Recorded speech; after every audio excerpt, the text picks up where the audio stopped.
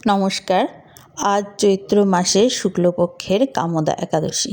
সেই জন্য গোপালকে স্নান করিয়ে সাদা পোশাক পরিয়ে নিলাম। এমনিই পরিয়েছি সাদা পোশাকটি। কেমন লাগছে দেখুন। তারপর গোপালকে পারফিউম দিয়ে দিলাম। তারপর গোপালের জন্য একটি মালা গেঁথেছি, সেই মালাটি গোপালকে পরিয়ে দিলাম। এখন বসন্তকাল, এখন প্রচুর ফুলের সময়, গাছে প্রচুর ফুল ফোটে। সেই সব ফুল দিয়েই আমার ঠাকুরের সিংহাসনটি সাজিয়ে দিলাম। আমার মনের মতো করে সাজিয়ে নিলাম সমস্ত ঠাকুরকে এবং গোপালকেও। দেখুন আমার ঠাকুরের সিংহাসনটি কেমন ফুলে ফুলে ভরে গেছে। আজ যেহেতু একাদশী, সেই জন্য অনুকল্প প্রসাদী গ্রহণ করব। সকালে দিয়েছিলাম নানাবিধ ফল ও নারিকেলের নাড়ু, আর দুপুরে করেছিলাম আলু ভাজা এবং পনির, আলু ও রাঙা আলু দিয়ে একটি সবজি। জয় গোপাল।